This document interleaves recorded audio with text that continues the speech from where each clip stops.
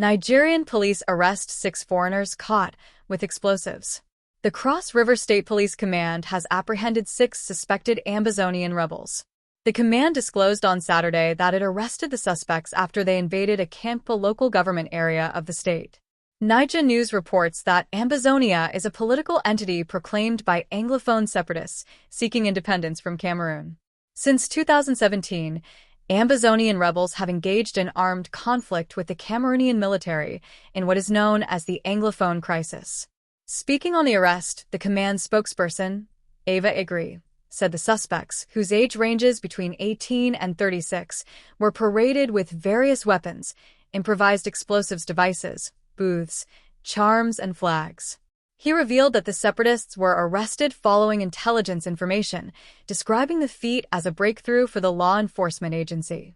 Sokoto police arrest 18-year-old for kidnapping neighbor's son. Meanwhile, the Sokoto State Police Command has successfully apprehended an 18-year-old suspect, Abba Aliyu, for the kidnapping of his neighbor's 2-year-old son. Aliyu, a resident of the Badon Hanya area in Sokoto, was arrested following a swift operation conducted by the police's anti-kidnapping unit attached to the Criminal Investigation Department, CID. In a statement released on Saturday, the command's spokesperson, ASP Ahmed Rofai, revealed that the incident occurred on October 13, 2024, when Ibrahim Shehu reported his son's disappearance. The boy, Saidu Ibrahim, had gone missing around 6 p.m., and despite efforts to locate him, his whereabouts remained unknown for several days. The family later received a ransom demand of 2 million Nigerian nairas from the kidnapper via phone call. Eventually, the family paid 500,000 Nigerian nairas, leading to the boy's release.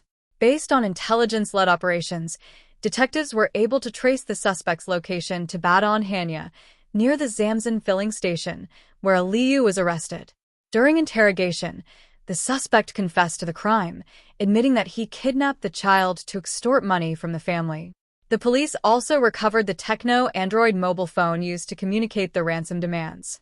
Commissioner of Police, CP Ahmed Musa, commended the detectives for their prompt action in apprehending the suspect and reaffirmed the command's commitment to tackling crime in the state.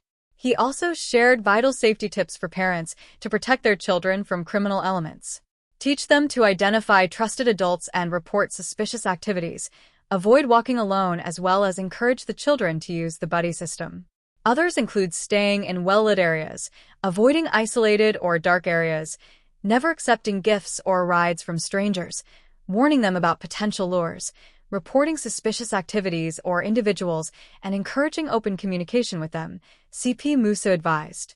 The Sokoto Police Command remains dedicated to ensuring the safety of all citizens and urges the public to remain vigilant while reporting any suspicious activities to law enforcement authorities.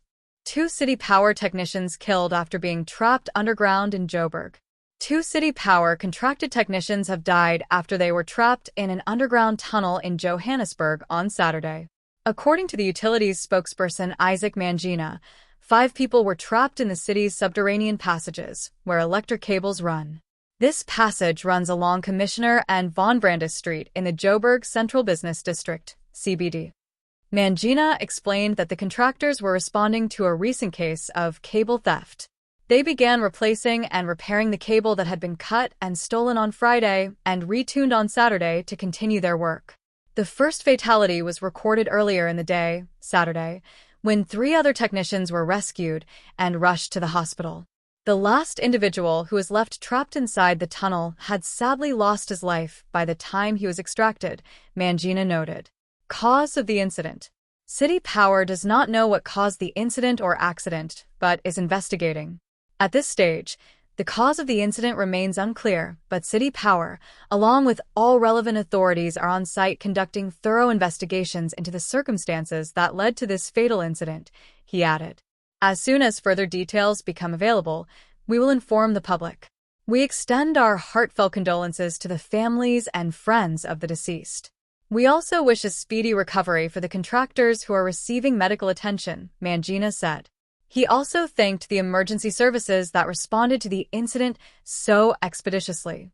Mozambique opposition lawyer shot dead. He died with fellow Podemos official Paulo Guam when gunmen attacked their car. The lawyer for a prominent Mozambique opposition figure has been shot dead in the capital, Maputo, along with an official from the same party. Elvino Dias was the attorney for Venancio Mondlane, who ran for president of Mozambique representing political party Podemos in an election 10 days ago. Dias died with fellow Podemos official Paulo Guam when gunmen attacked their car. They were brutally assassinated in a cold-blooded murder, said local rights group the Center for Democracy and Human Rights, CDD. The indications are that around 10 to 15 bullets were shot, and they died instantly, said the group's director, Adriano Navunga. Another organization, the Mais Integridade election watchdog, said the killings were designed to intimidate anyone demanding transparency in the polls. One of the victims, Dias, died instantly, but witnesses say the other, Guam, succumbed to his injuries hours later and alleged that police blocked his evacuation by an ambulance that had arrived at the scene to assist them. Witnesses also allege that the police engaged in censorship and intimidation, preventing them from recording the violent scene, confiscating and damaging several phones. The police have denied any wrongdoing and say they will take all necessary measures to prevent any acts of vandalism, violence, or public disorder in coming days. Naturally, we condemn the heinous crime and assure that we are taking all measures to clarify the case, police spokesman Lionel Machina said on Saturday. Tributes have been paid to Dias, described by the Carta de Mocambique news site as a shrewd lawyer, intrepid, with a tough fiber of a fighter. Elvino was a good, peaceful man, said Zenaida Machado, of Human Rights Watch. Last year, during local elections, he led several elections court cases against the Election Commission and he won. This year, he was preparing to do it again. Election votes are still being counted in Mozambique. Mondlane says he has won and disputes claims by the establishment Frelimo party that they are in the lead. He has called for a nationwide strike on Monday. The European Union, whose observer mission is in Mozambique monitoring the electoral process, called the killings an outrageous crime and urged the government to conduct an independent investigation. The European bloc said these events followed worrying reports about violent dispersion of supporters in the aftermath of last week's election. Western observers have cast doubt on the credibility of the election. Vote buying, inflated voter rolls in Frelimo strongholds, and voter intimidation have been reported by the U.S.-based International Republican Institute, which sent a multinational election observer mission to Mozambique.